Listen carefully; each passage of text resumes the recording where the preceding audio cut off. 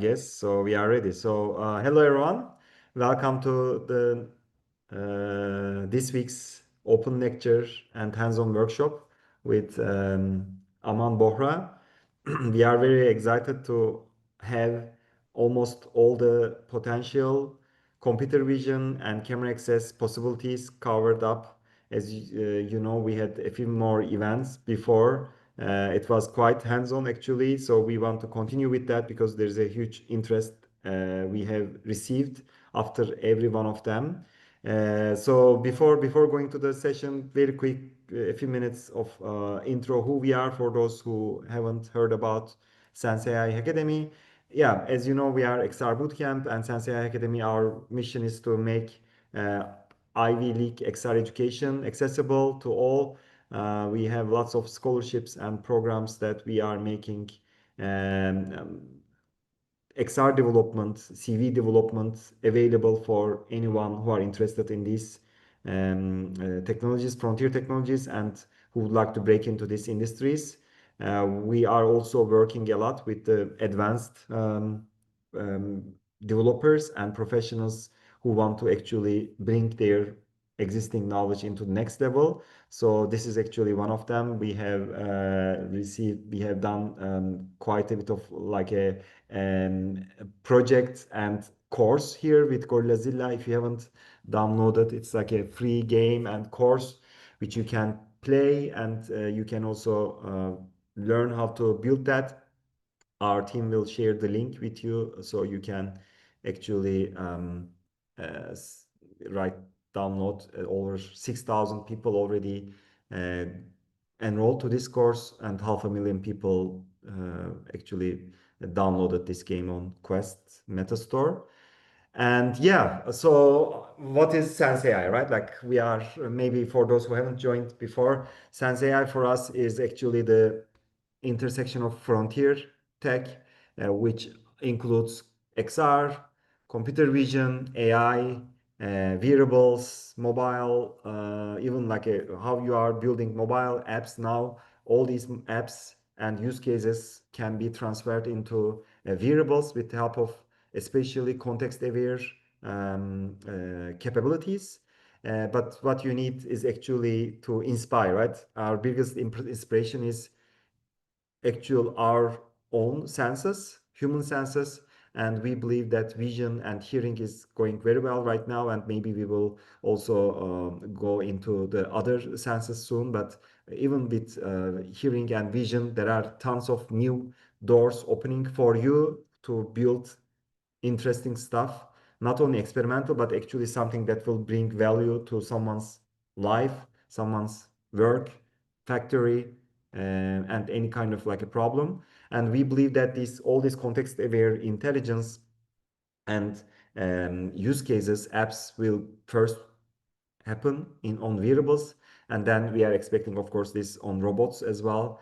And our goal is to help you find ways of building apps and projects while mimicking human senses and cognition.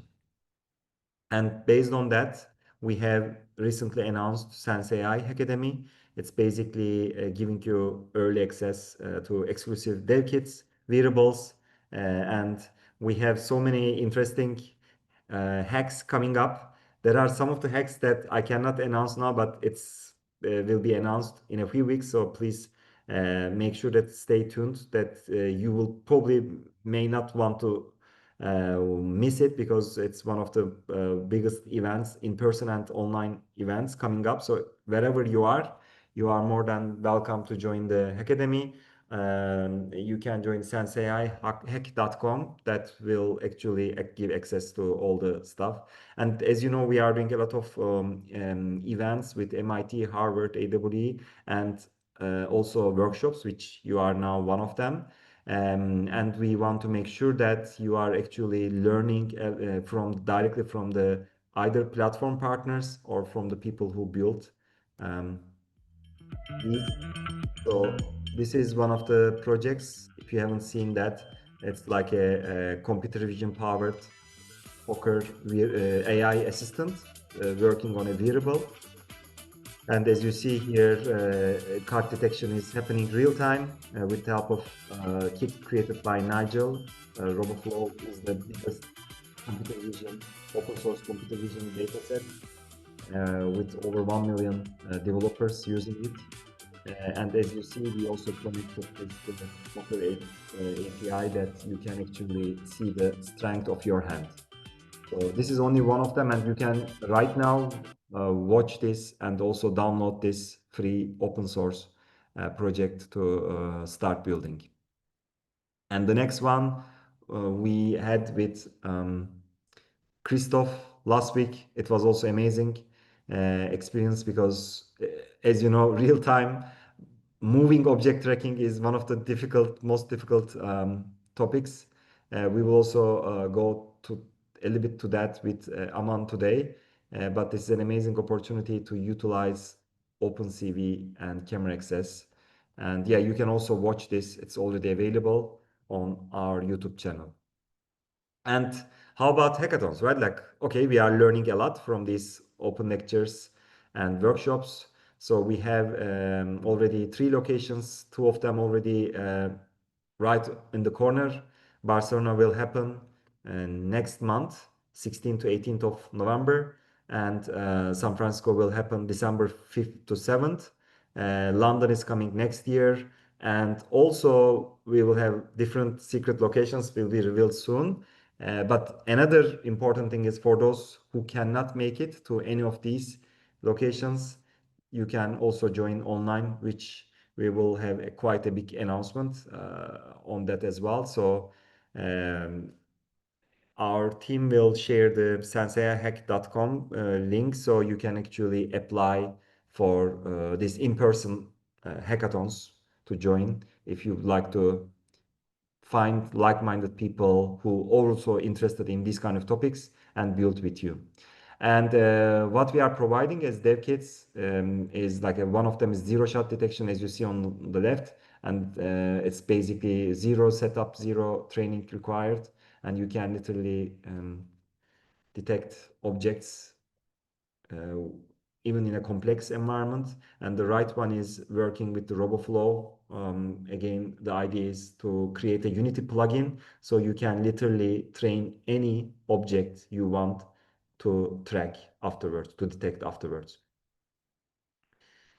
And one more announcement, right? I don't know if you have seen that, but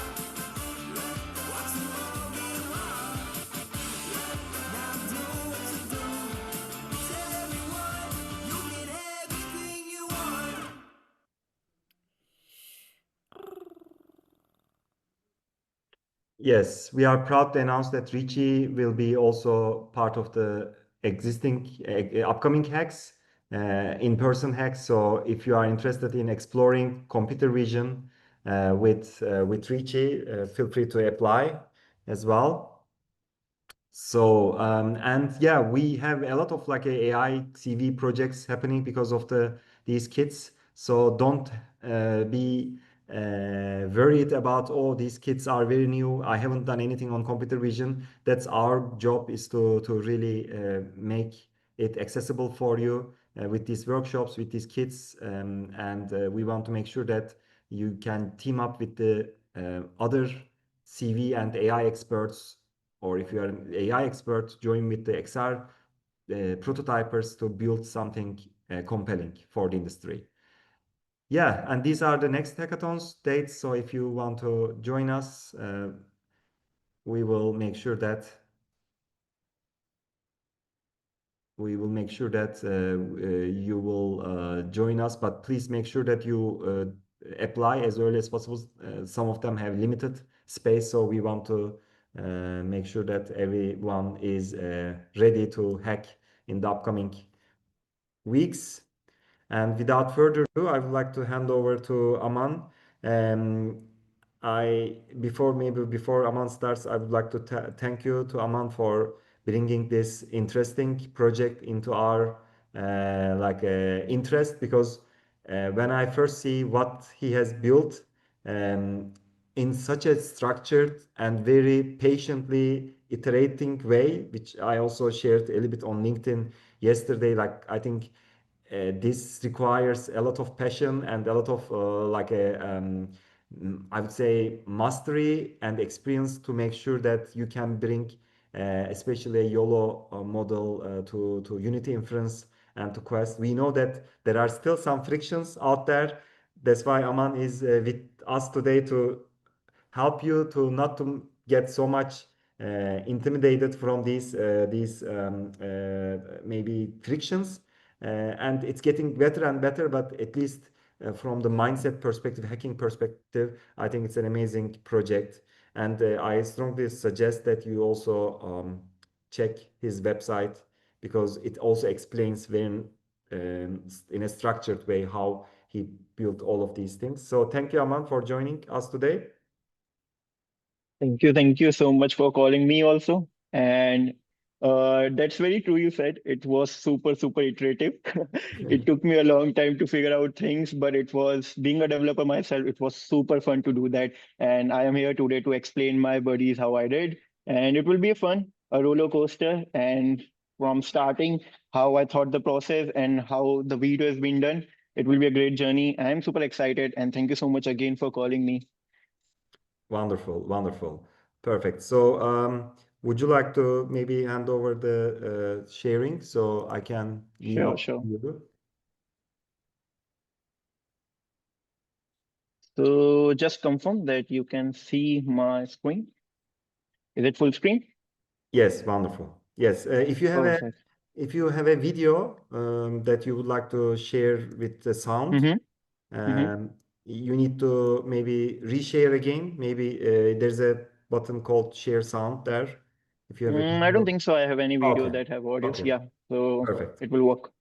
Perfect, perfect. Then stage is yours, Aman. By the way, anyone who has any questions, please use Q&A tab under the screen so we can take over the after the Q&A session, we can take all these questions and then answer it one by one. So usually we don't leave before we answer every question, so feel free to ask anything. Perfect. Aman, stage is yours. Okay. Thank you so much for joining everyone who are joining right now and who will be looking at YouTube. This is one of my passion project. Once there was a news that we have camera pass-through access, so I can't wait. I can't hold my emotions to make something very cool out of it. And here we are finally after a few months of my iteration and a passion project. So I'm so happy to tell you about how I did that. And I assume that it will be very helpful for all of you who are interested in these types of projects. So, starting with a small introduction who I am so that you can get interested more. So, I am Aman Bhora and I am a senior XR developer at DJX Labs, India. And this PoolXR is an MR project using a custom trained object tracking model. I used YOLO 11, and there is some new catches you might not have seen in your previous workshops. And there are some new turns that I have taken because I didn't had a look at any other workshop or a video, so it was all on me how I did that. So it's a crazy journey, and it's something very difficult to be very frank to achieve when you start. But after I have done the entire process and I'm creating this presentation, I feel like this was the simplest thing I have done so far. So yeah, starting with a quick, I would like to give you a quick workaround on my own portfolio so that you can see how other projects I'm working on. So my website is amanbhora.com, and I call myself as a creative technologist because I don't only work on XR. In my company, I have covered a lot of hardwares, including LiDARs, for holo boxes and Kinects and other touch experiences. So my experience is not only constrained in XR, but my full-on passion is all about XR. And that's why I have created a lot of applications which include XR and other hardwares also. So this is how my new ideas come on, that we can use a pool table to track something and then play around it with MR. So I don't have posted a lot because I recently updated this website, but I have 4 good projects that I usually like, and there are a lot which I cannot show. But starting with, of course, PoolXR, we'll quickly go through these and then we can jump on the presentation. If you are interested, and you can jump on this website again, where I have briefly explained everything, that how I did that. There are 3 phases, and there are some good behind the scenes that this project started on my bedroom rather than a pool table. I was playing with a TT table, like TT ball and a TT bat in my room, and I thought, why don't we make it in MR? And I started tracking a TT ball on my bed, and that's how it's evolved into Pool XR, and that's how I got confidence. Like this, the video you're looking at is an early proof and concept of custom trained YOLO model, which I tracked like TT balls. So it was fun experience, but after completing this small demo, I thought this can be big, because I'm not sure I have seen any gameplays or any experiences which include sports and mixed reality. I'm not sure which I have seen or played. So I was very excited to merge these 2 concepts. And this was my first early concept. There are few shaders, and these are some few more GIFs which I have already added in my presentation. So we will look in brief. And the other project I have worked is Atomic XR. You might have seen on LinkedIn if you are a bit into XR in LinkedIn. So this project is all about OpenCV and computer, like OpenCV and camera pass through. So I use my gesture detects electron, and then based on the number of electrons, I create a runtime model of electronic configuration, this Bohr model. So this was also my passion project, and this was the first thing I tried when I got to know about PCA, and I was already aware of OpenCV, how to use OpenCV and everything. So I quickly did that, some behind the scenes of this also. And the third project is fun experiences, because we recently heard that Meta launched the local pass-through experience, local mixed reality experience, which is co-located multiplayer game. So with my few of my friends who are in a society, I called them, I wore them the headset, and I told them to let's just play a balloon blast. And being those 2 guys who never have played a virtual reality experience, directly jumping to a multiplayer mixed reality experience, it was fascinating to see their expressions. And at that moment also, I got to know that yes, MR is big and it will be big in coming futures. So these are some videos and behind the scene how it was working. And also, if you're interested to know about this, I have created a detailed playlist of 2 videos where I have gone through everything, how this mixed reality, local mixed reality application works. So if you are a dev and you want to learn about how these things work, you can jump on to this website also and this YouTube playlist. So this is all about the third game. And last, I don't want to go in deep, but it's a very, very old application. When I didn't joined any company also, I was working in my college, and it's basically an application where you track your table, then create a framework or a UI design. You create a header, you create like what we say footer, a website basic setup. I use Bootstrap, and then once you submit, it will generate a JSON, and then from augmented reality, it directly converts a website. So this was my, I think, second year or third year project. It was a fun project. I just got to know about augmented reality. And of course, as usually, I got to know something about new. I cannot stop myself to make something. A brief architecture, how this application worked. If you're interested, you can check this out also. And a sample code that was generated via AR application. So yeah, this is all about a small portfolio I have that I can show you right now. But let's start with the presentation, and I hope you all are excited to look more into it. So these are the 2 basically camera pass-through projects I have made. I have shown you that. A ton of other experiments I have done, which may be coming in coming future. Maybe I cannot upload them because they are under some NDAs and all. But it's fun. Like if you till now you have done these CPA testing, like computer, these camera pass-through experiences, please do that. These have unlimited benefits. These have unlimited potential in them. So do try them. Okay, so now let's deep dive inside my PoolXR and how we did that, how I did that, and how now you can also understand how these applications work, and you can create of your own kind of similar application maybe. But this entire workshop will be focusing on the process I have used so that you can make your own experiences. So in my PoolXR, the first phase, which is the most important phase of this application, is the tracking phase. So in this tracking phase, queue and game balls are tracked using custom trained YOLO model.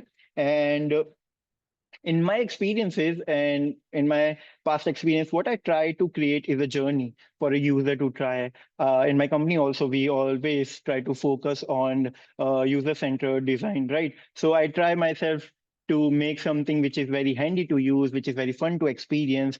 Other than code, there the user experience is the most important, and I tried that in my application in this PoolXR also to make it fun, to make it some visual heavy. So that's why I think few of them have loved this experience. So the second phase is world locking phase. After the OpenCV, sorry, not OpenCV, after the YOLO model had worked his tracking, the main section is done. What I did, I stopped it and then used the anchors to lock the position. And after we have this world locking phase, now all the calculations, the physics simulation, and everything is working. So the second phase, which we will go deep dive into it, is world locking phase, detecting position and anchored into the world space over the real pool table. The third and the most fun part is the physics simulation phase, where cue ball shot prediction and path tracing are calculated and visualized.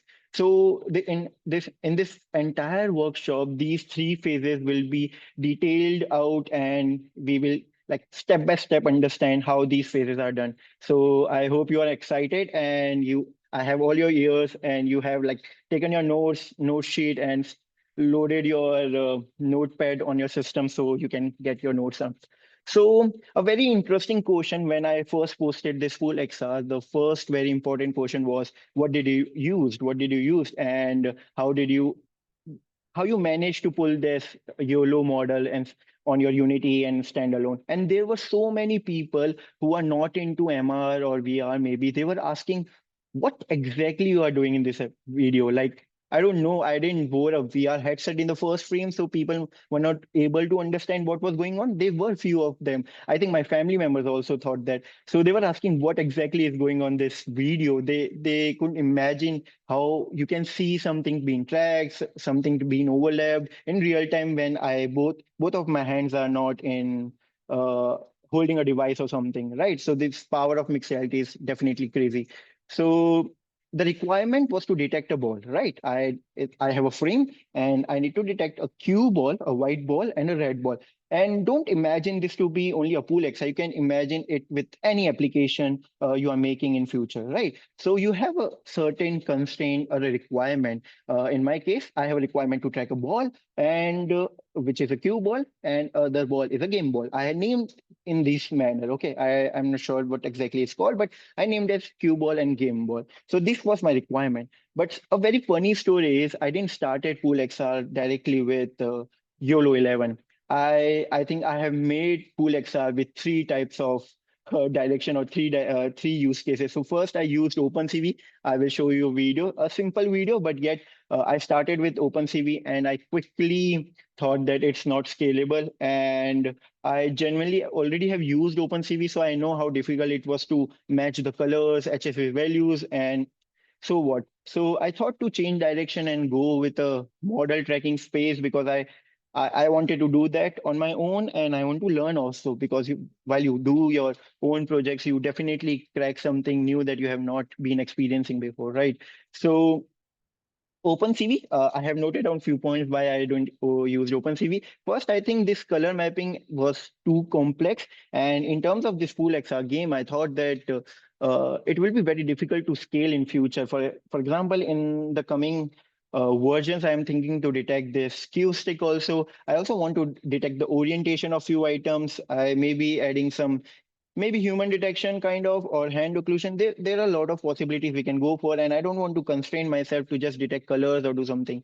uh, as we already aware that these detection models are working so great so fast, and I think they are much more capable of doing a lot of things already. So why don't you use this power in your headsets or in your own projects? So this was the first very big reason. And of course, I want to try a new approach rather than OpenCV because my first project was OpenCV. And third, like I thought detecting these orientation in future will be very difficult, right? So object detection models also come up with a name like uh, oriented boundary models. Like what they do, they also with the boundary you can also get the orientation of these objects, right? So similarly, these objects have been proving themselves that they can run way faster, right? I use YOLO V11, it's running like very fast comparatively. It's to previous YOLO V5, V4 versions. I have tested those also in my past. So I'm totally sure that coming 12 version or 13 version will be running way faster. And it's not only from YOLO side, correct? It's from our Meta side also, or our VR sides also. They are also pushing the boundaries to run these models very fast. Correct. So we will be bridging this gap and we will be running excellent tracking in each frame, and that will be very soon. So that's why I was thinking of in a future point of view. So I thought, why not to run models? And yes, I started learning about RoboFlow, of course. And you have seen the past previous workshops where how to use RoboFlow, and I did that. So I will quickly directly jumping to the YOLO part. I will get to you some visuals. I will open my Unity. I think you can see my Unity screen. Perfect. So this was a small experiment I can show you. I have done a lot before trying OpenCV directly, but what I did here, I will run quickly these scenes. I have set a few scenes already so that I can just quickly run and show you some visuals so that you can understand how things are going. Okay. And few scripts also. So this is a very early stage demo. What I thought I recorded a video. I downloaded a video, I guess. And my plan was to track these cue balls initially. Okay. And I used OpenCV. You can see like this is no YOLO model or no custom trained model. So in this, there is an input image, and this input image is being straightly rendered on the camera. And there is a camera on top, right? And what I'm doing is while I'm each frame, while I'm tracking these frames, I am trying to detect this cue ball colors. Okay, so there are a lot of ways, of course, HSV conversion and tried a lot of things. You can see I am converting this video, and then these green dot is where my cue ball is each frame. See, so the latency was a bit, I think, initially. I tried to improve it a lot. And in this, there is a simulation like the ball is following my cue ball, this bluish tone ball. So this was a very early prototype, and I tested this exact thing with my TT ball on my bed sheet. But somehow I was not happy with the results, and it was very jittery. I know, like Bali did this OpenCV tracking, and it's fine, works perfectly fine. But a very early state, I thought I should jump to YOLO and try something which I am not aware of already, and like skip this color thing and let's just train some custom machine learning models. So I was happy about that. So this was the first thing, and the second, I think, yes, the YOLO. So I also uploaded sorry, RoboFlow, what I'm saying. Yeah. So I also uploaded my data set. I created a data set, this exactly the video and the frames, and I trained my model on RoboFlow. It was working fine. I was getting a decent accuracy. Of course, if I reduce the overlap, I can like increase the percentage and confidence, and it was working fine, definitely. But the biggest challenge I got here was I don't want to use this HTTP request or a local server. This was not that you cannot use, as we have seen in the previous workshop, that we can run a local server on your PC or laptop, and you can feed the data through HTTP request or WebSockets and then train or get the detected objects. But my issue was there is one funny and of course thing that I don't have a pool table in my room and I don't want to take my laptop or PC to the pool table. This was the first thing. And second, I was so curious to know that how to run this exact model in my Meta headset and how well it will perform. So this curiosity led me to don't use RoboFlow, because at the moment I tried to download the model from RoboFlow and it said me to purchase it, which I definitely rejected. So this was the real point why I jumped from website to train my model. I launched like Google Colab, and I wrote the Python scripts and trained my custom model, which I will be showing you in the next slides. So these were few things. So I started with OpenCV. I tracked these models. I tried to make this pool table. Then I jumped to this RoboFlow, which is one of the most popular right now. I created my model. I tried this HTTP version, but somehow I wanted to run on local, and I searched few things. But at the moment when you are into phase that you are learning something new, you are craving like increase exponentially. You want to try something more. You want to try something new. So I thought let's get into a challenge that I want to run an entire model into my headset, and that's what I did. So there were a few images. This is the OpenCV part where the tracking works. Um, it was fun to do. I truly like, to be very frank, to do this small experiment of three panels where a video, a output, and an HSV.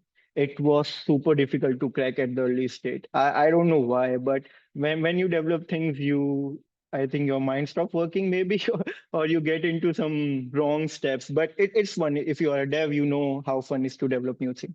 So this is the RoboFlow. I thought I will add some GIFs out of it.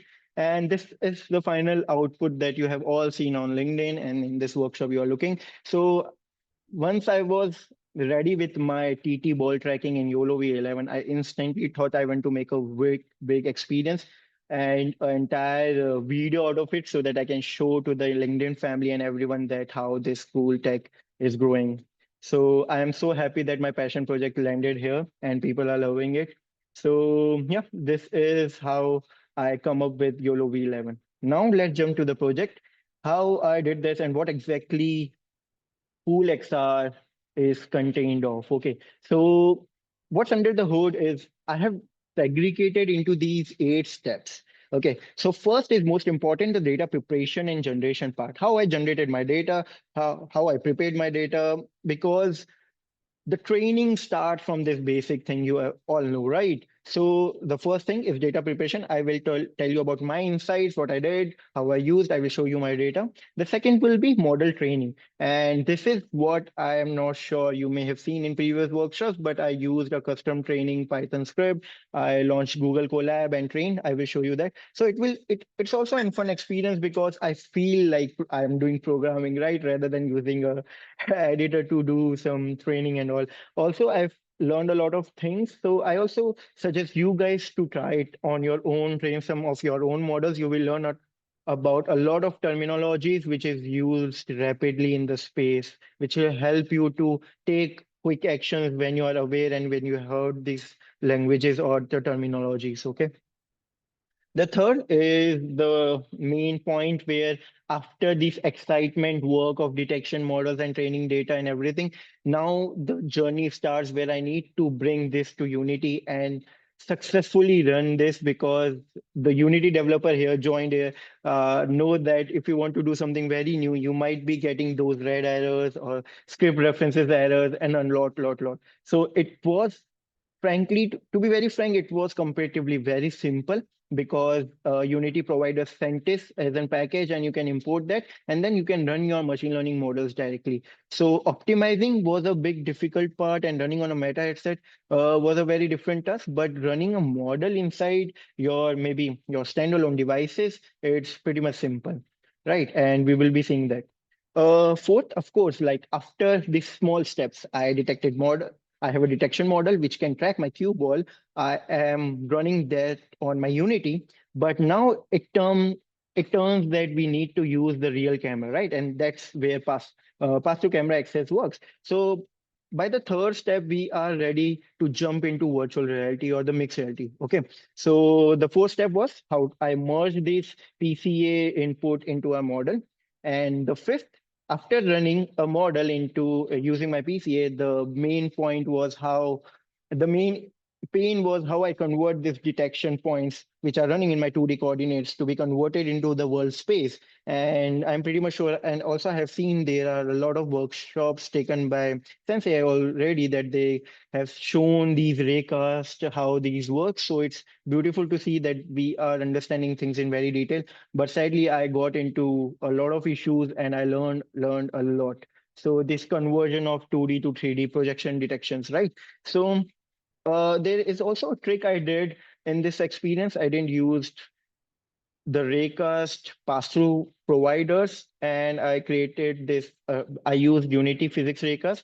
I will tell you in the coming slides, but it was a single twist I did, so which make my life a bit easier, and also it was working like a charm.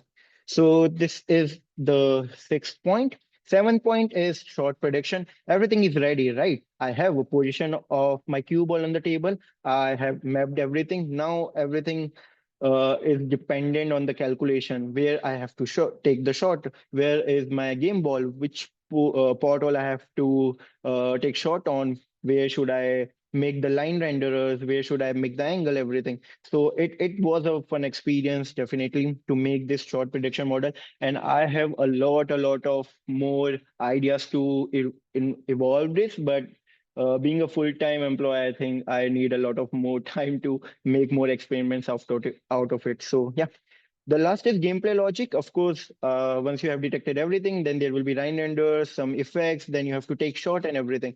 So this is all about the 8 steps we will be getting deep inside. And so far, so good. I think you are all ready to go inside and you are getting all what I am telling, right? Hopefully.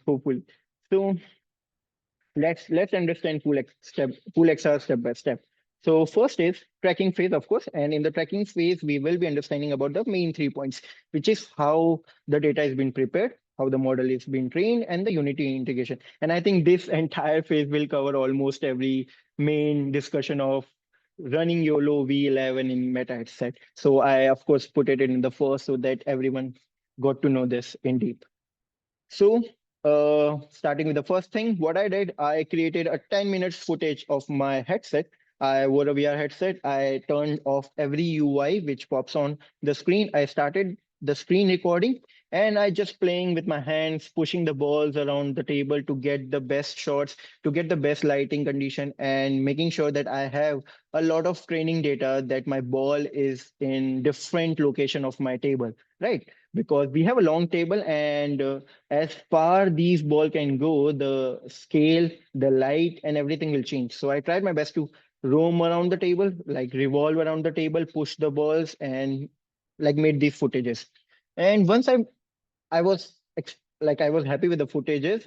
What I did, I used fmpeg command to skip every 5 frame. You can do whatever you preferred. What I did, I skipped every 5 frame and then convert that frame into an PNG, of course, because I have a video and I cannot take screenshots. So I used Fmpeg and converted that video into image sequences. And then I handpicked what were unique and I discarded which were similar. So there were 600 unique images which are generated, which I thought will be very useful for the dataset. I also added a small command that you can like take screenshot and note. You also you can get online, but this is what I used. I used Fmpeg. I inputted the input file, input MP4, and then I selected the 5th frame. If mod and 5 is not equals to 0, then it will be 1, and which means I am like using every 5th frame, right? And then frame skipping and vsync, and then will be outputting it as a frames underscore percentage 04D, which means 4 digits number. So it will be frame 0001, 0002, like this. Okay, so this was what I did at the early stage when I jumped from TT table to my pool table and thought that let's make a PoolXR out of it. So this was the first step, how I generated the data. Second was how to train this because I cannot take these images and dump over my machine learning model or maybe Python to say, please now give me the values of my cue ball. We need to train, everyone knows that, right? So what I did, rather than jumping around with other tools, I used a free open source tool which named as Label Studio. I will quickly search and tell you it is Label Studio. It's very cool. I tested on my own, you can see. So you can easily download this on your own OS, and it's very handy. It's very easy to use, and it's open source. Of course, I love open source thing. So what you have to do to use this, you can go to its steps. In the 1st frame, you can see like pip install and just run Label Studio. So it's as simple as that. So I have already installed. I will quickly open my Anaconda in front of you. Let me do that. So you can install Anaconda and then follow the documentation of how to download open source, sorry, this Label Studio. It will be few steps, easy to download. And then what I will do, I have already made an environment. Okay. So I will activate that environment. I will use Conda, activate, and the environment name is YOLO, YOLO hyphen env1. And let's go. We are in an environment. And to start your label studio, the best part is this label studio is entirely local, right? It's locally hosted. So your data is being saved to you. And I love this part also that it's not hosting something online. So yeah, this is also a great point to know that it's running locally. So I will do a quick command, which is label studio. I don't know, I'm looking at here and typing here. So sorry. Start. It will take few seconds and it will run on my local web. And it's same as RoboFlow also because it has that UI to make your data. So this is basically to generate data. It doesn't train. It get you up or sets your data and make it trained ready, right? We can say that clearly. So here we are. This is Global Studio, Label Studio. You can log in with any email ID because it's no security. It's running locally. Just press login, make your email, and you are good to go. So you can see there are two models I trained, and sample ball detection was my earlier proof of concept, and this is my pool table data set. There were 600 images, but manually tracking these one by one was a big time taker part. So I didn't train entire 600 images and I think 344. I deleted few of them in this model after tracking it. I thought they are making a bit mess because there were some lighting issues in the area and the black ones were too black. I don't know, but yeah, I reduced around 50 images and then again downloaded the data set. So very easy to do. I can quickly go and make you understand how to use this. You click on create and then give your project name quickly, do all the basic description and everything. Then there is a data import and you can import like all the JPEGs you have. You just need to drag and drop here, like load a lot of images. There is one thing I noted that you can only drag and drop around 100 images. So if you have more than 100, which you will be having, then just like make a bunch of 100 and 100, then drag and drop. It will be easy. I did that.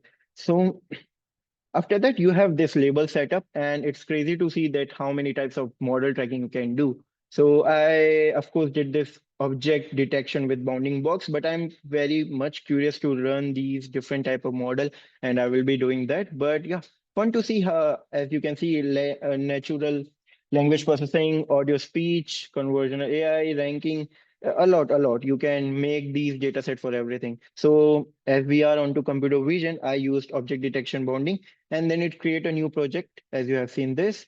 And in each image, what you have to do, you have to like click on the image. I added two labels, which is first cue ball and second is game ball. And with the colors, I like hand drawn these boxes. It was a big task, but I was so excited doing this because I was in my head, I was clear that this will be something that will benefit me for sure if I do this. So I think I took around 4 or 5 hours maybe, I'm not sure. So I tracked each and every image hand by hand, making that which is cue ball, which is game ball. So this is all about making label data, right? This is how things work. Now we have a lot of AI tools that do automatically, but I prefer doing this because why not? So this was the old school stuff I did, but it it it got a good result. I got a very great output in my model tracking. I will show you the outputs. So easy. And then in the settings, you can do, of course, your setting changes. If you are like happy that you have done a lot and you are ready to use your training data, you just have to click on export and then go down. If you are using YOLO, you have different options. You can use Coco and every other possible options, but I use YOLO and there is an option to export your data with YOLO with images. So what it will do, it will generate an entire folder in which there will be images and there will be text files which contains there will be text file which contains the information of these bounding boxes. I think I can open for you the folder structure. I have added the image, but I think I should open the folder structure. Give me a second. Folio, it should be somewhere. So, mm, oh, lost with so many things. YOLO. And yeah, perfect. So here we go. I hope you can see. So this is the structured output it generates. Of course, it will not generate this ONX file. It will generate this PT and video and images. So these are the images. And oh, I think this is not the structure. Let me get back to you. Wait. Label Studio. Yeah, this is sorry. Label Studio, and this is the data folder, and this is the structure. So you have images. Okay, you have all your trained images, of course, and you have these labels. So each image have a respective text file which contains the position of what you have marked. So this is what exactly Label Studio do. You do your markings in a GUI manner, and then it converts everything into text format. Okay, and this is how data is being done. This is how labeling is done in usual. So this is images, data, and then there is a class txt where there are two classes, which is cue ball and game ball, and there's a node.json, which I think they have created. So this is the simple data folder. And now let's jump to the presentation. Let's see what's next. So I hope you got to know how I train the models, and you can easily do without any other software needed. Just download this open source software, plug into your images, and mark and export. Easy as hell. So this is the structure. And there is a tip I will love to add, that use a balanced number of images. Don't bombard it with around 1,000, 10,000 images. Not required, generally not required. It may depend on different use cases, but I have generally seen and studied that an average balanced number of images works well. So use a balanced number of images that capture a wide range of angle and lighting conditions for your best model performance.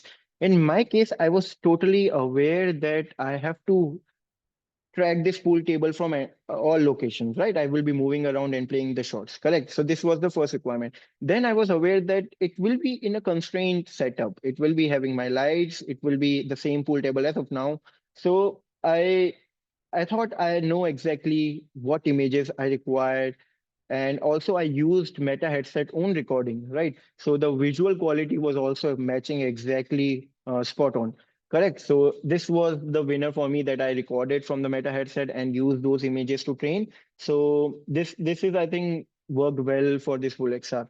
So use the balanced number of images that capture a wide range of angles and light conditions for the best model performance. And that's for sure. Okay, let's go to the next screen. Uh, Okay, I'm not sure what I did. Yeah, perfect. So here we go with the next step, which is the most fun out of this. So what we have to do, we created images, right? We have training data now. The most important part is training YOLO model. So there are a few steps. You have to upload files. There is an open source collab, which I think I used and then edited according to my use case. But I think it's very cool to see how easy to do stuff, right? So first we have to upload our files, which are zip file. Then we have to unzip, of course. We have to split this training data. You must have heard that we have to always split in a certain ratio. Then we create a YAML file, which can be used or which will be used to train with our YOLO model, which takes an input as a YAML file, and then train, test, and export. Easy steps. So let's jump to this is what I used. PoolXR YOLO, Google Colab. If you're not aware of Google Colab, it's of course a best place to get superpower in affordable or maybe free of cost, right? I didn't pay a penny to train my model. So you should try this. Okay. So if you have not heard before about Google Colab, just this is a power there where you can use GPU, CPU powers free of cost. I think it's very old. I have used way before. So what I have did, of course, you can go to runtime.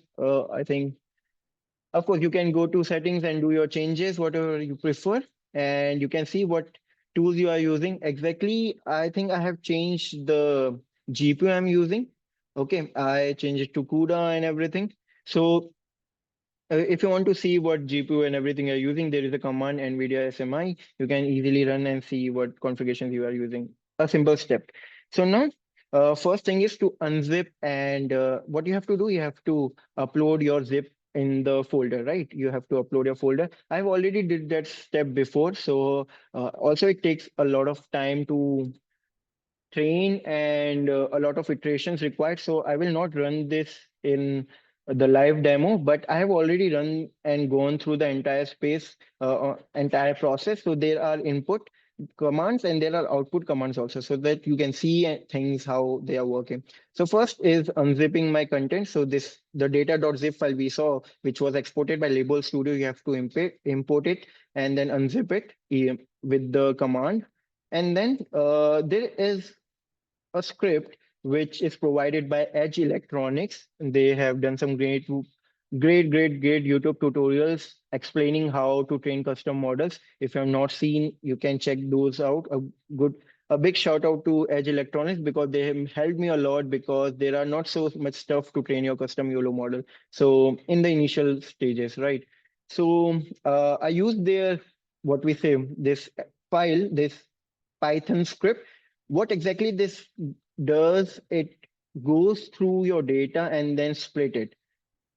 As simple as that, right? It splits the data into the percentages required. Okay, for example, the number of images files I input was 344. The number of annotations, of course, 344.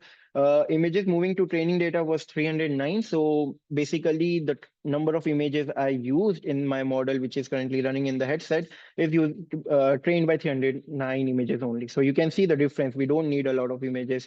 Of course, better you can create your model, more images might be needed at that moment. And for the validation, I have only 35 images. So we need to use Ultralytics. Oh, I think I missed to add this. So let's just quickly search Ultralytics. So Ultralytics provide us with these YOLO models, and it's very huge. It contains a lot of models, sections, documentations. You can go through these for sure. And I tried these models a lot. So I think I can suggest you to use YOLO. It's good. They have YOLO V11, the recent one, in which they have I think 4 versions. I will quickly open the documentation. I think yes, YOLO V11 documentation. And they have 4 models, 11N, 11S, 11M, L, and X. So I'm not sure exactly. I should have used S maybe, but I have used N. Let's quickly test. Sorry. It's mhm. YOLO 11S. Yeah. So I use S. I later I thought I should use 11N. It's more precise. Not precise, it's more faster because it's the nano version, right? So anything you can try on your own, depending on your use cases. And we have some great results already shown by YOLO that in their previous versions were uh, they have exceeded all the previous models and they are running a lot faster than before. So they have these documentations, they have these graphs also you can understand from. So yes, let's jump back to the collab. Where were we? I think yes. So we use this Python script to segregate our data, and then we install the Ultralytics Python library they provide, which is used to train YOLO models. So these Ultralytics library have these custom functions to train YOLO V11 models in them. Okay, so there is an script which generates the YAML file I told you in the presentation, right? So there is a script that we need to use this YAML file, because this YAML file will be imported in the Ultralytics function to train the YOLO model. So it's not much difficult. You can find this on their documentation also. I just like quickly copied because they know how to train their models, of course, right? So what basically it does, it just creates a data.yaml file, and it is being created based on my input data. Okay, so it will create a path, it will create a training path, it will create a validation folder. These are the folders, and it will be the number of what we say classes, number of classes, and the names of the classes. So I have 2 classes in this model. You can add a lot, of course, based on your requirement. In my use case, I just need cue ball and game ball. So these were the two classes. Now it's time to train. There is a lot of text that you should definitely read, which says which PT model you should use based on your requirement. Larger the model, slower it will be. Smaller the model, the accuracy will be slower, of course. Okay. And what are exactly the epochs? Epochs you can understand by the number of loops. For example, you have 300 images and you have pasted, for example, I have pasted 60, added 60 epochs. So 60 epochs will be how many times an single image will be iterated. Okay. So it's a multiple. So how I train my model, it's as simple as that. YOLO detect train and then add my path of the YAML model, YAML file. Then what model I have to use, you can change whatever you want. I used YOLO 11 s.pt, epochs and images resolution, which is 640. And we are done. This is a single line that is used to train an entire model. So we trained the entire model. I think it was running around 6 hours. My PC was on boost. Like I was not using, no, I was not using PC. I was using my laptop. So yeah, it was heating like shit. So, but of course, it was not using the GPU locally, but running 6 hours these web, I don't know, it was heating. It's fun to see how I think I failed multiple times, and then I played with the values, I played with the data, and then I landed up with a great model, which I am happy about. Of course, we can improve. There is always a possibility to improve. Correct. So now it's time to test. So YOLO also provided a function to test. It's YOLO detect predict. Then you pass your model because once my model is created, it's exported in a folder named weights and then best.pt file. And then I have to add the source of my images, which I have to test on, and then to save it because I want to save those images to see it later, right? So this is a single command which train and then test my model. So this is the testing model. And once I go through each images, you can see 35 images, and I'm going through all my images one by one, and detecting. And it also says it took around 15.8 milliseconds. I assume it's much faster, but yeah, it did that. And after that, it exported everything in a folder names as detect/predict. And now what I will do, what I have done, I have used blob, a Python library, and use displays to display the images. So what I'm doing, I'm iterating through my runs detect predict folder and then iterating over all the JPEGs and for like doing the first 10 iterations, okay, and displaying it. So here you can see the output. So this is the first image. I got the cube ball at 0.86, which is 86%, I assume, and then 89% my cue ball, game ball 88%.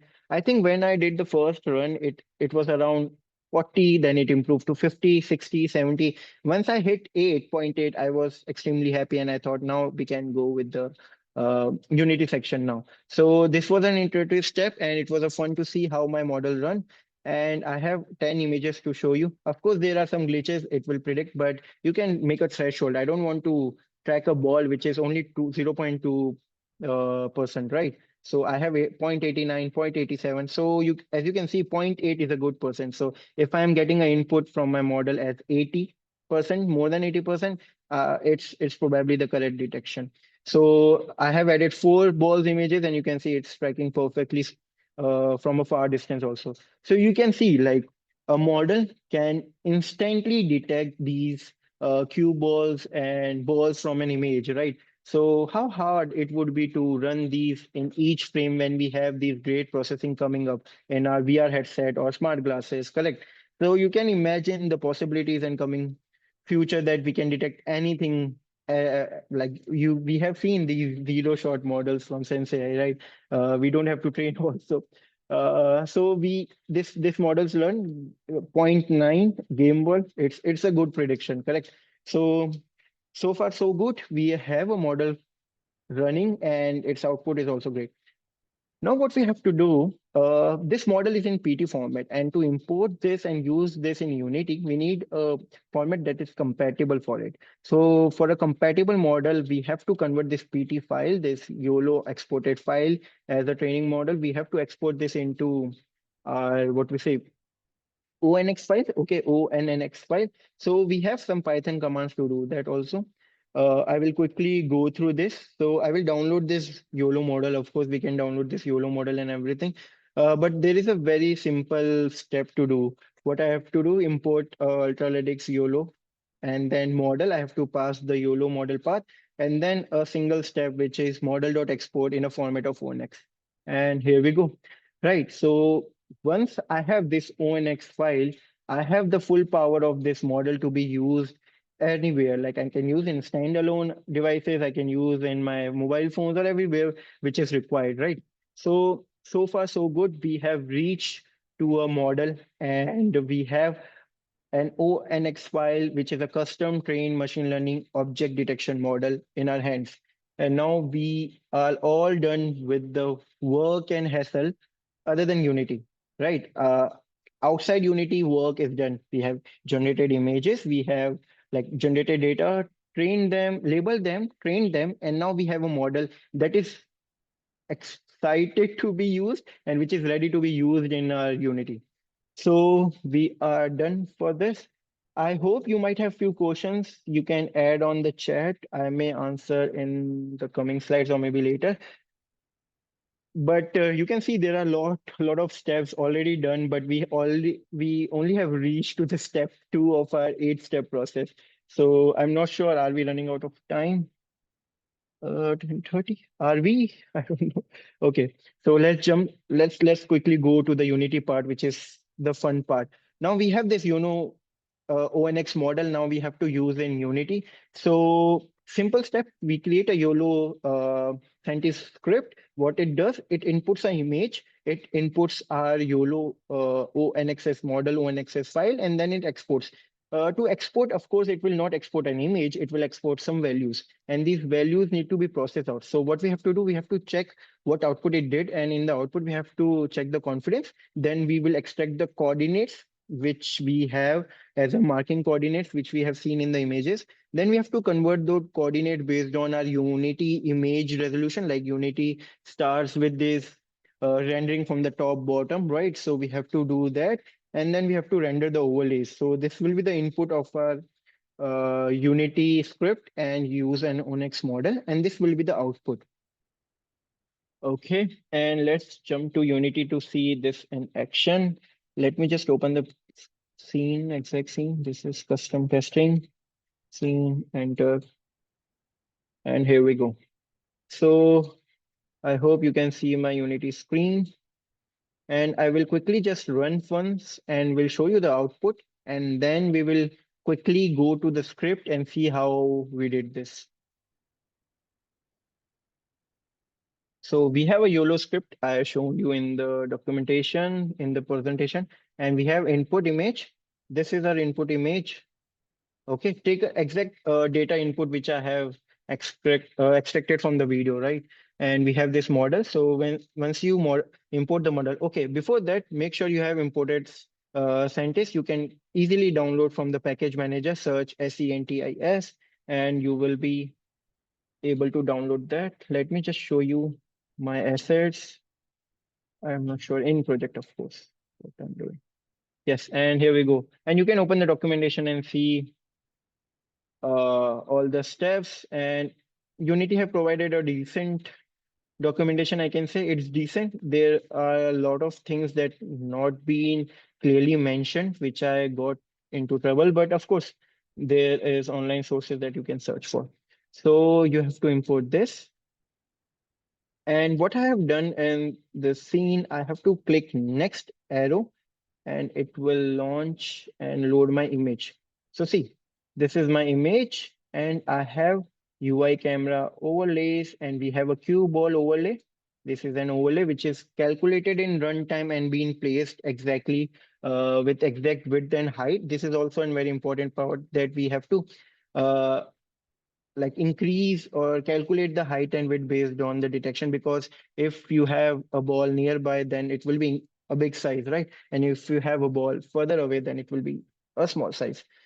So we have these two tracking position running at runtime. And if I move this and I press next, you can see like in the next frame, it jump back to the exact position. If I press next, next, and next, as you can see, there is one issue I found, which I think will be an issue later on also. We can improve, of course, based on our training data. There are a few cases In the video, you might have also seen there are a few frames where my model track cue ball as a game ball because they are based on the lighting condition, because this is a bit of reflective white ball, so it reflects, and to computer vision and of course to our trained model, it feels like a game ball. So in this particular frame, that's why I did this wrong like output image also, to tell you that it's possibility. It's high possible that your model gives wrong output with confidence, right?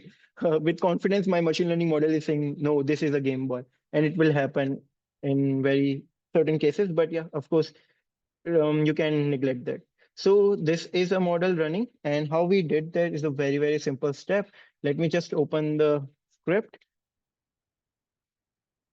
I used majorly the similar script to be running in our Meta headset, but of course there are a lot of changes done, but the basic structure is same. What we have to do, we have to make three parameters: first texture, model as assert, and third is object detection, which is a custom script based on your model. So I will tell you that. And now in the start, you have to load your model, runtime model loader dot load your model, and then you can pass your requirement, like you have to use this runtime model and what backend GPU type you have to use, like what backend type you have to do. You have CPU and GPU, correct? And then there is a function named run inference. You can call whenever you want, maybe on spacebar, maybe on loop, maybe on specific trigger like hand gesture I did, right? So what we are doing here in the run inference, we are like making a render texture at runtime of exactly 640 by 640. Make sure your input and output are same. For example, if you want to understand how your YOLO model works, let me, before jumping, I will show you one thing. If you open your Chrome and search, one second, there is a website, Onyx Model Analyzer and Neutron. I think this neutron.app, and you can open your model here. So I will quickly open Unity. I will try to reduce the size also, and I will use my model to show you. I will load my model in this website, and here we go. So you can go down. There are a lot of nodes. We can ignore those and see. So in my graph properties, the input is used as float 32 136 640 cross 640, and the output is 168400. So it's a very interesting point here to be understood. So what I can do, I will quickly take a quick screenshot and I will tell you what exactly is going on here. So this is the input uh, array that we have to like this is a tensor input that we have to inject in our model for testing. So what exactly these four values are? First is, of course, our batch. So we will be doing this batching, right? So we will be processing each frame at a time, right? Each image at a time while we are detecting a cue ball or a game ball from our machine learning model, right? So this is a number of batch. And this the three is the channels which are RGB. So the data which YOLO takes input is in a array format, and RGB, not A, we are not using alpha. So RGB, these are the three channels. So these are the three columns. And 640 by 640 is our width and height. Okay. The interesting point here is what exactly 168400. Okay, so one, of course, is the frame count, is the batch count, you can say, and six is a breakdown of multiple things. So first is, before that, I think I have to tell you how exactly YOLO works. So YOLO, if you have an image, what YOLO does is convert this image into small boxes, and for each box, if it tells you the bounding box, if there is any bounding box. Okay, so this is a backend that YOLO works on, and I don't want to go deep inside it, but this is how YOLO works. It blocks out every few pixels and then try to detect something out of them, that, and then shows the output that you have these boxes, you have these outputs, and then you can get the best possible output you need. So it's very interesting. I have seen all the videos and documentation. You can go through YouTube and search how YOLO model works. It's very fun to see how these things work in backend. Okay, so due to this, what exactly is going on? It gives me x minimum, y minimum, x maximum, and y maximum. These are the four values, and then it gives me the confidence. The fifth and the sixth value is confidence of my class. So my first confidence is my cue ball. My first class is my cue ball. So first is cue ball, and second is game ball. Okay, so the first six values, the first four values will be the minimum maximum of the bounding box, which will be using to make these width and height. Okay, and the fifth parameter will be my confidence of being a cue ball in that block. Okay, confidence of being a cue ball in that ball, uh, confidence of being a cue ball in that box, and similarly, the confidence of my game ball in that box. In the next slides, I will show you the code and you can see how it is used. But I thought if I'm showing you the input output, you should be aware of how these things are working. And this is, I think this is similar for all the YOLO models. If you're training your own custom model, the output will be same as far as I know, right? You can test, but based on the documentation, it's true. The number will be changed, of course, based on the input. The six will be changed based on your number of classes you have in your machine learning model. So here we go, where we were. So I think we were at script. Okay, so what we have done, we have created a render texture of 640 cross 640, and then we have used graphics.blade to copy the entire render texture, the input texture into the RT quickly, and then we have created an input tensor. There is a function in texture converter, which is part of Sentis itself. So what you have to do, you have to say to tensor, and then you pass your render texture, and then you have to say that we have to use just three channels of this render texture, which is R, G, and B. And then very easy step, you have a worker already loaded. You have to say worker to schedule a task, and that scheduler task will take an input of your input texture. And then you have to say process. Once you have a process running, what you have to do, you have to peak the output. Like worker will peak an output, what exactly, and as this is a async, it will wait for few milliseconds based on the model speed, right? So you will get an output tensor, and then you have to read the data from output tensor, and then you can pass that tensor, which is 1 cross 6 cross 8400 to your specific function, which I have created, which is detection preview, which takes an input and takes an texture. And then using that, you can easily run your custom trained model into YOLO and then get the outputs only by, I think, 5 to 6 lines and two functions. So this is so easy, I think. So next, next. So this is small step. I think we are done.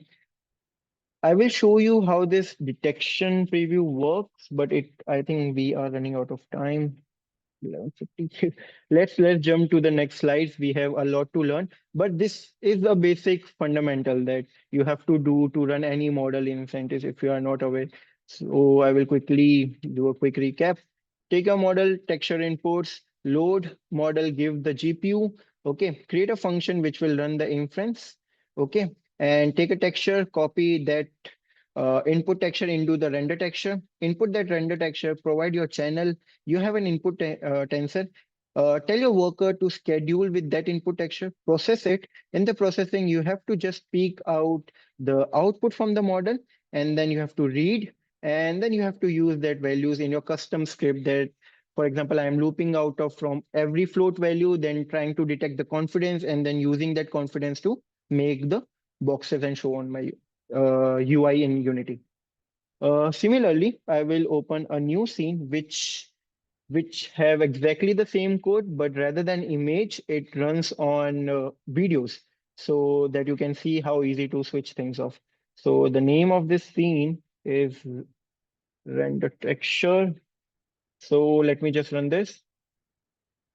Same script, just a single change. I will tell you where, and then you can easily convert a running model into a video-based model. Let me just go to YOLO and say run inference. And here we go.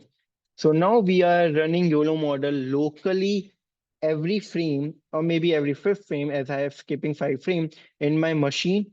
And you can see the output. Like if I make this 2 and press enter, my system can handle and it will try to improve the quality and make it more detectable in each frame. But while my testing, I think 5 is much more decent and working. So this is how you have to do, and very easy steps to be changed. This is exactly the same function, exactly the same way. The only difference is in the render texture, what I'm doing, the input texture is already my input. And here in my script, I am running a video. Okay, and this video is exporting into a camera texture. Okay, and this texture is being used as my input every frame. And this is running in update. So if you can see here in the script, video camera and object detection, YOLO model. Here, here it is. I was on long script, that's why. See, so here we go. Video player. I am running a video on my video player, of course. And then I am running this run inference every fifth frame. I am skipping every fifth frame. And same steps, exactly the same step. Loading the model with GPU compute, making a texture, and then run inference. I have a simple thing that rather than passing a texture, I am directly passing the render texture. Okay, so the render texture output from the video is directly being passed to my run inference, and then run inference gives the output to my object detection model, object detection script, and then each frame is trying to show the box on the screen.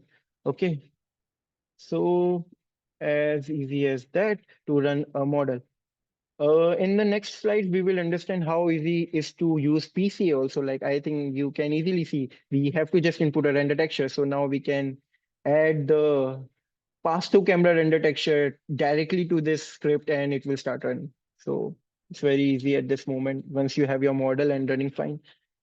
Now let's jump back to the presentation. I hope I am not stretching a lot. There are a lot of things to be explained, so I'm not sure is it going much deeper or not. Farhan may can tell me like, am I going too deep or is the pace is good? Please, someone can tell me if there is anyone alive in the meeting. Hello, hello. Okay, Hey, let me Aman. quickly put it. Hello. Yeah, can Yeah, you hear me? So the yes, I attendees can. cannot speak with you because we have to allow them, and we are planning to do that after the session Oh, during the Q&A. And in terms of the okay, no technical worries. size, I think the deep down, Mm-hmm. the current deep down that we are doing is great, and we are following excitingly. Okay, I think everyone is saying nice, great. I Yeah, have to know that exactly. because I am not sure how fast I am going. Being a dev, I think quick, quick, quick, quick. I can imagine. And when you use this webinar setting, it's always difficult because you're not like one-on-one facing with the audience, and you cannot Yeah, get the exactly. I'm not feedback sure from is them. there a But as you true, see on true, the chat as well, everyone is quite happy with. true. All Yeah, right, let's Great. I continue. mean, we can. I think you have a few more left, right? I think, Mm-hmm. yeah. How we can do is we can maybe quickly finish it, at least maybe in the next For 10, sure. 15 minutes. Yeah, I will. everyone is Yeah, happy, sure. no one is leaving, so that means that I think people will watch it afterwards. So Mm-hmm. let's make sure that we actually how can I say finish till the end because I think it's very valuable. Yes, it takes time. It is a little bit process, but yeah, I think Yeah. it's very valuable. So, how many minutes you need approximately? Oh, it's tough to say. I'm not sure. I'm at 31. I think I am at step 3 and we have 8 steps. So I think this was the major step of running the model. Rest is all Unity part. So it will be very Perfect. fast. I will take maybe 20 minutes if no one have any issues. And then I will, because I want to make everything very clear for everyone so that once Exactly, they exactly. No, look no, at the it's good. workshop It's later, good. it's It's good. valuable for them. Perfect, Yeah. perfect. And we have also some questions. We will answer that afterwards, so everyone Okay. can already post their questions. Perfect. Go ahead, Aman. Thank you. Okay. Great to know that. Okay, so let's quickly go to the next slides. So far so good. We have done our first phase where we have 3 steps, and those were the lengthy ones. But I don't know. I want to explain in details. Those who are interested, I think it was very helpful for them. So now, next steps are fourth, fifth, and sixth, which are our pass-through camera access, then 2D to 3D mapping, and then the world locking. We'll quickly wrap up these.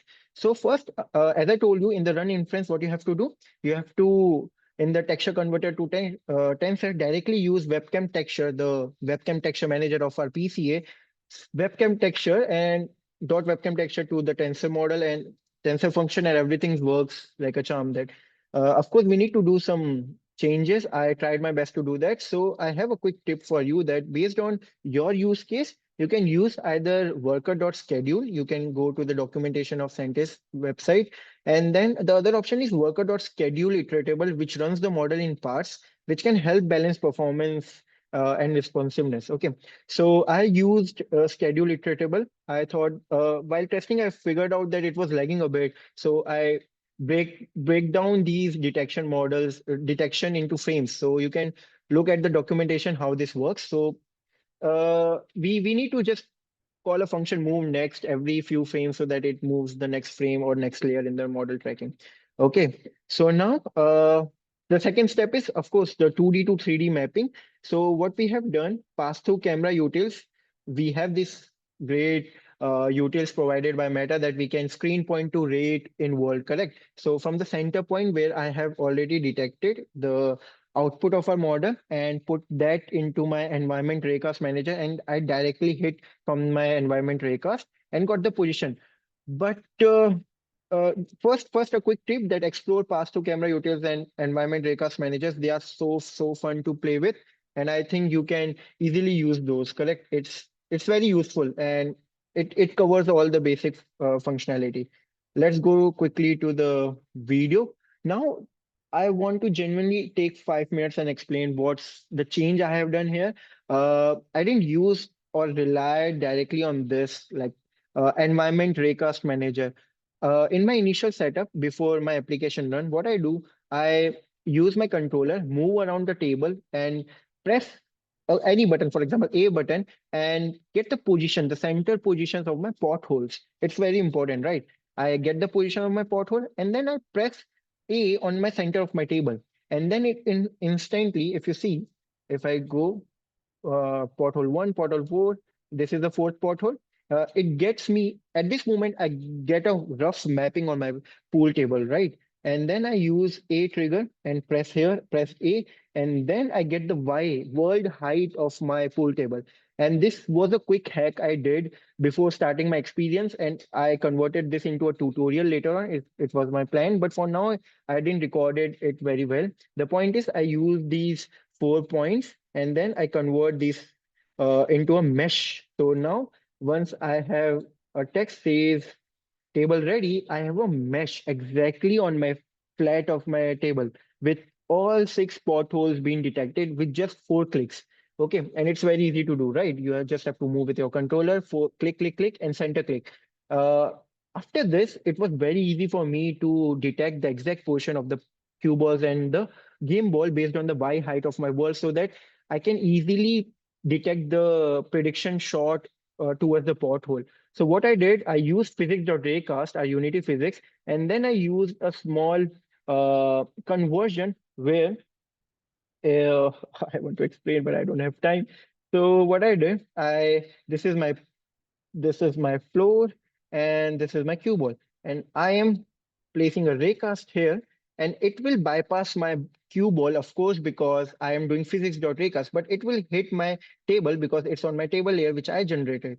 Correct. So what we have done, we have used the ball diameter, which is 0.05, and we have used offset. So what we have done, we roughly have like around radius, like we have used the radius and in the normalized way, like the ray direction in towards the ball, but in the negative of the ray direction, I have offsetted it with the radius. Okay, so now what I will get, rather than getting this point, I will get this point, roughly this point. Like few pixels work for us.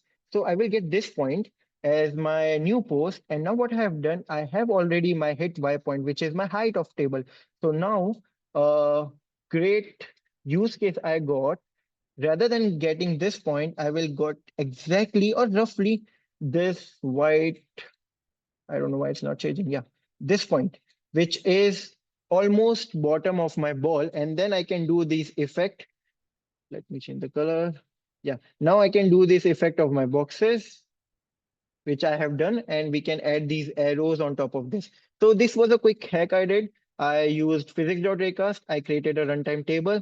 I made an offset. I detected a new position and used my tables by position to get a perfect Y ball on my pool table virtually, so that I can then predict the shot and the direction wherever I want. Okay, so this is a quick brief.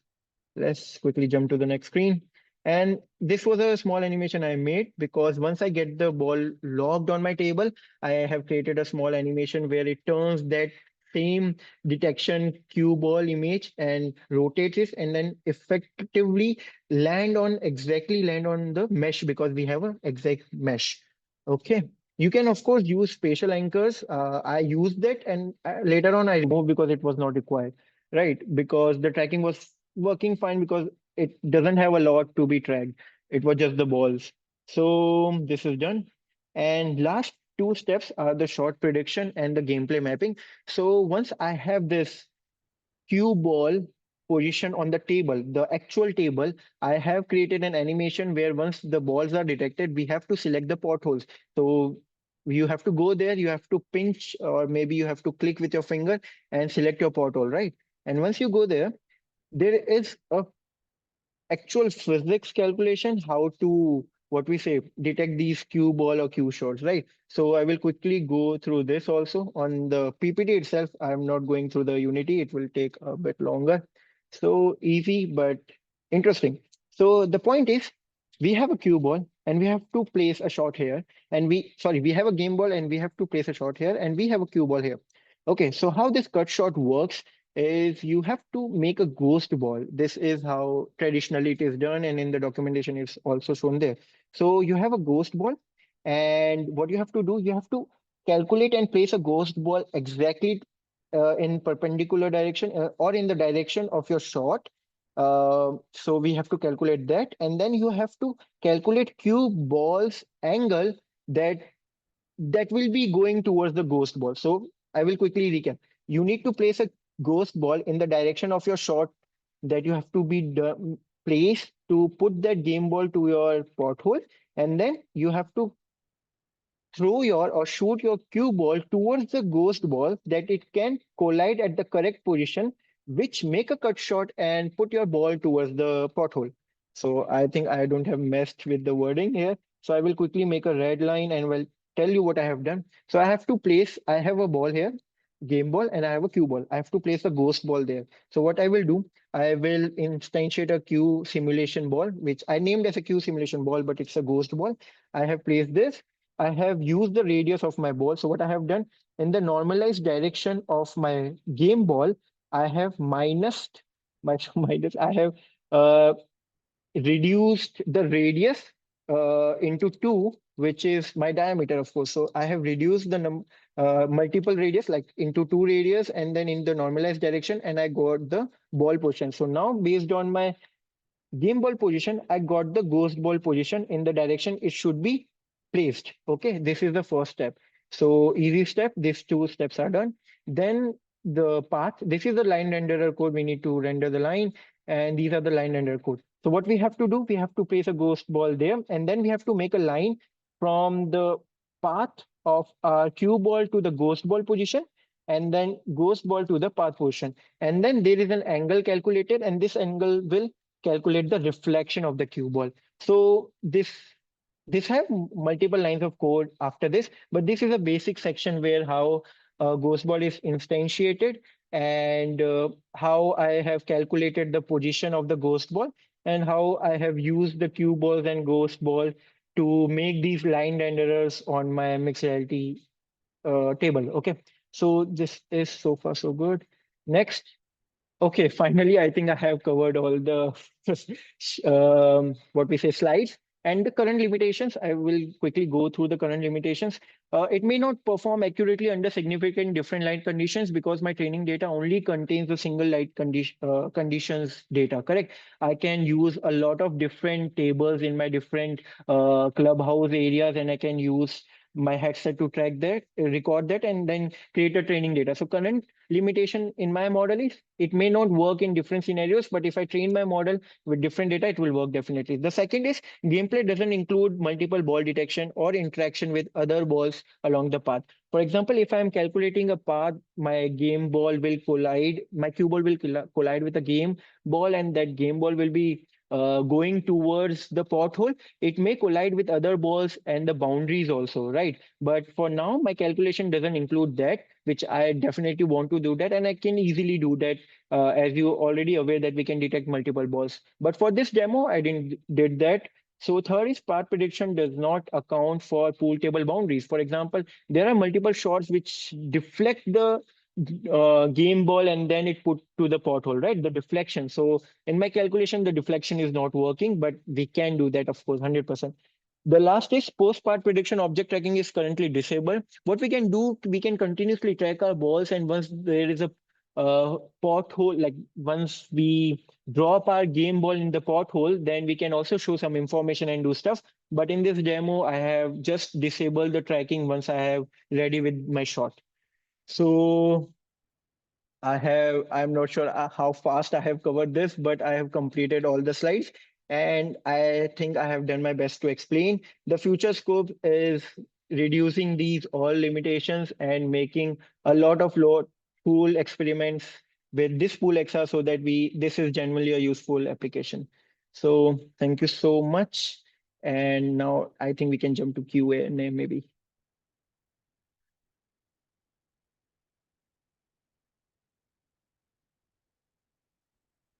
Okay, I think we are done. So I can see the chats are like there are few people alive. Thank you so Hi, much. hey Aman. Yeah, Hmm. we have actually three questions. Mm-hmm. Can we go through that? You are seeing the questions, right? Yeah, I it's in will the quickly Q&A go to tab. Q&A. Yes, Maybe you can going through that, and then maybe in 10 minutes we can wrap up, for okay? sure. First question is how hard was to adapt the RoboFlow model output to the YOLO one? How hard was to adapt the RoboFlow model output to the YOLO one?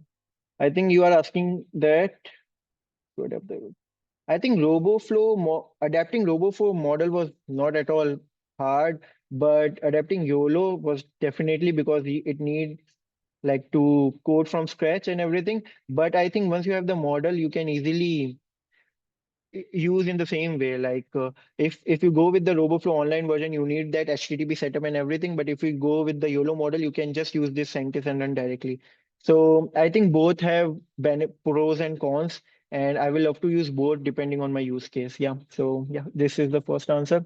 Second, if you have two classes, cue ball and game ball, and you mentioned 350 images for training, is it 175 per class, or do you have both cue balls and game balls always in training data? It's always like your data is being trained for all images, all classes, everything. So the classes data is not split. For example, if you have 350 images, so it will be trained around all classes, that for sure. Okay.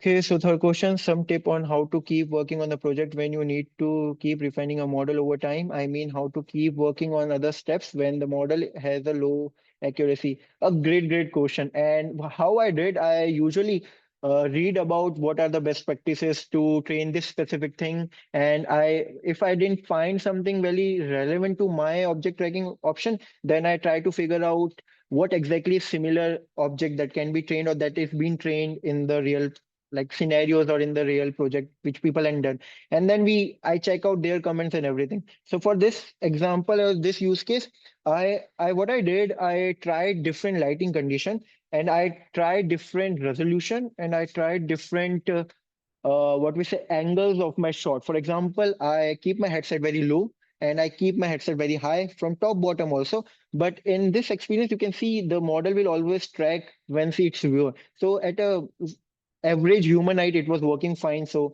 the iteration is perfect, but the you are asking about motivation. It's all about how tough you can go for.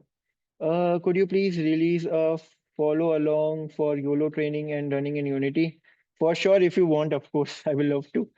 How will it change if we had to do this for football with human players? It can be done easily. Like I think we have a ton of footages of people playing football, right? So you can extract that and then track these football balls and then run a model on your headset, and you go to a football training or maybe football ground, and you will definitely able to track a model. So I think best preferred way will be to track with a scenario, specific scenario, and then use the exact football ball which you will be using, because the images and the reflections will be different. So I can give you that tip, that use the same football visuals in the initial to try it out. Okay. Are the question increasing or not? 1 second. Yeah, football with. I am creating a house plant detection model. So far, my setup is collecting data and labeling in Overflow, porting to collab and training, putting boundaries boxes around it. However, I have 2000 images for 20 classes. Would you have any suggestion for optimizing these kind of larger models? Like, should I move to open? No, no, no, don't move to OpenCV. You are spot on with the correct direction. Of course, big data gets big responsibility and big time consumption. But what would I suggest? First, try out that in the scenario you are working. For example, you want to track a specific XYZ item. Okay. So try with a small number of items and a small data set and small number of classes. See things are working fine with the speed, accuracy, and everything, and then you can expand it. So you can do that. And of course, training and labeling data is a tedious task. I can totally understand that. But good to know that you are doing. And don't switch to OpenCV for sure. Okay, what were the parameters you considered while choosing between a traditional approach and using an ML model? I mean, how to keep working on other steps when the model has a low accuracy. How to work on the model? Okay, okay. The question is updated. How to work on the other steps is a very good question. In my suggestion, I think I have skipped one point. What I usually do, I create every specific part which I want or which is very important in Unity editor itself without going into MR. My MR part is the last step. Okay. So what I usually do, I try to simulate everything in my Unity editor. So I didn't get the time, but what I have done, I have simulated the entire pool table game in my editor and then tried. So I think that works fine.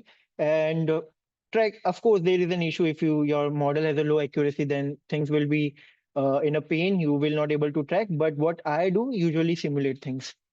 What were the parameters you considered while choosing between a traditional approach and using a ML model?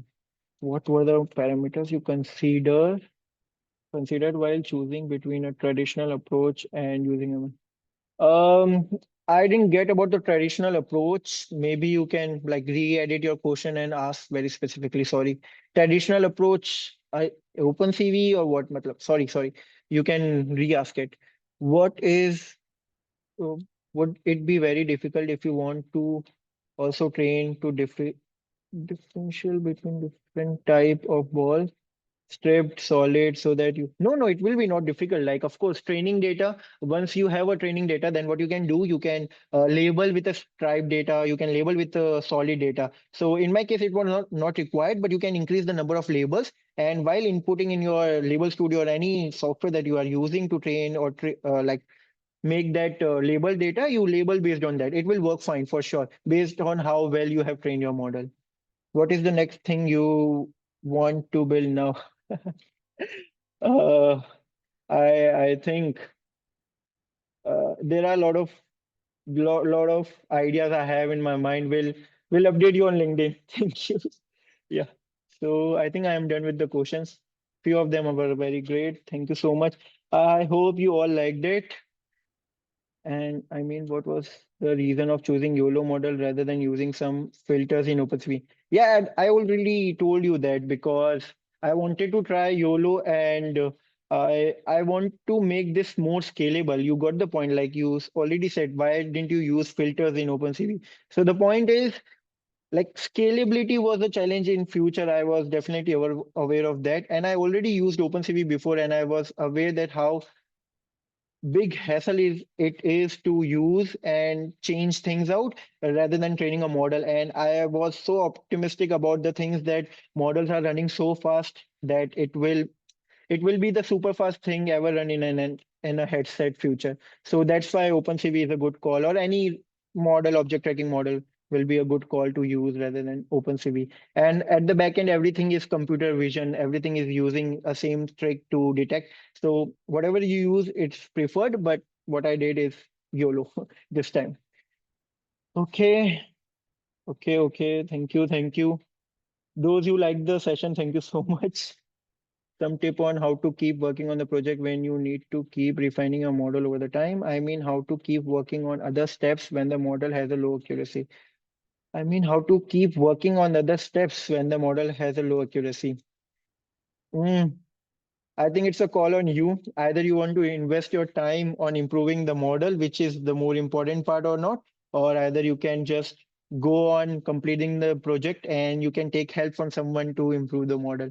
What I can say for this question, I think. Okay, I think we are done, and I'm not sure how far we have reached. We started at 10:30, it's 12. Okay, thank you so much. Okay, great. Thank you, Heath. Thank you so much. Uh, is I don't know. Let me quickly just close. Hey, hi, Yes. Laura.